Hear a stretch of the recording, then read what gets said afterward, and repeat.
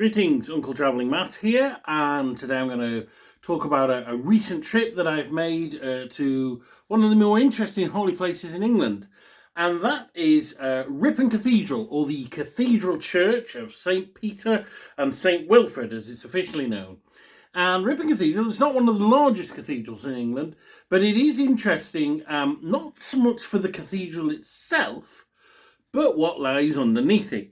Now, the story of Ripon Cathedral is that it was built in, it was originally a monastery in the 660s, but then it was refounded and built as a stone building, one of the first stone buildings in Northumbria, in 672 by St. Wilfrid. And it's his cathedral, and the whole story is about him. So Wilfrid was born around 633. He was the son of a Northumbrian noble, and as a teenager he became a monk, and he went to the very famous monastery on Lindisfarne, which is where I made my first ever pilgrimage. And while he was there, he studied, and then later he went to Canterbury, and then Francia, which is kind of France today, and then Rome. And he loved doing pilgrimages, and he loved making pilgrimages, and he became a very worldly man. And he was very controversial because he returned to Northumbria in the 660s, and they just founded this monastery in Ripon, and so he got put in it. And his first act was to actually throw out the abbot in charge, which is a guy called Iata. I don't know how it's said, but Iata.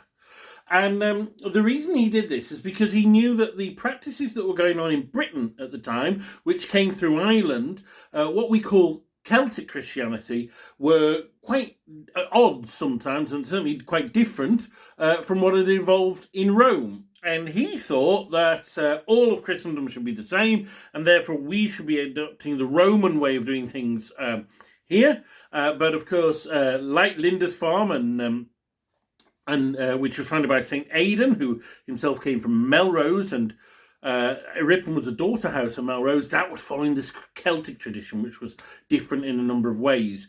And so he was stamping his worldly authority on it, and it didn't go down well. And there was a bit of a battle going on at the church at the time as to whether we should be Celtic or Roman. And it all came to a head in the Synod of Whitby. The Synod of Whitby in 668, that was where people called to Whitby Abbey to discuss, do we do the Celtic way or the Roman way? Wilfrid was the advocate for the Roman position, and he won. And so things like how they dated Easter, practices in monasteries, this kind of stuff. He won, and he was the ruler of the day, and he became very powerful and influential. So much so that later, when there was a new Archbishop of Canterbury in around then, 668, he got rid of who was then the Bishop of Northumbria, which was Chad, my own diocesan bishop, and replaced him with Wilfrid because he was more Roman. And so so that was that. And that later became the Bishop of York, which is, of course, the second most of all the bishoprics in the Anglican Church. And, well, then it was the Catholic Church, both then in the British Isles. So that's that. But what's amazing about the cathedral is the crypt. Now, the crypts are the bits underneath, and all or most cathedrals have them, and they were used often to store holy relics. And Wilfrid's church, again, the first stone one in Northumbria, he had this crypt, which is, so it's 7th century, dates from 672. It is the oldest part of any cathedral in Britain.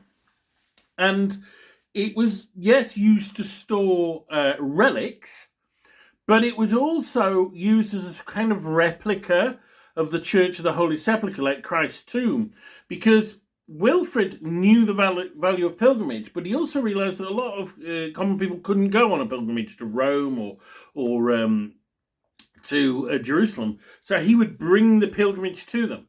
And it's not the only time this has happened. I went to a similar replica of Christ's tomb in Georgia, Maksheta, which is the main church of the Georgian Orthodox Church.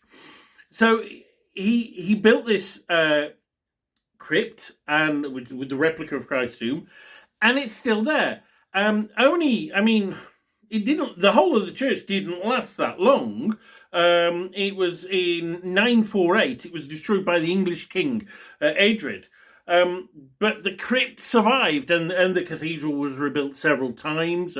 What we see now is largely 12th, 15th century, but the crypt survived, and it's this amazing experience because you go from this vast and beautiful cathedral down these steps in this narrow passage, and you go to this very small, humble, earthy, and deeply sacred place to pray. And it's simple, and it is tomb-like, almost as if you're returning to the womb.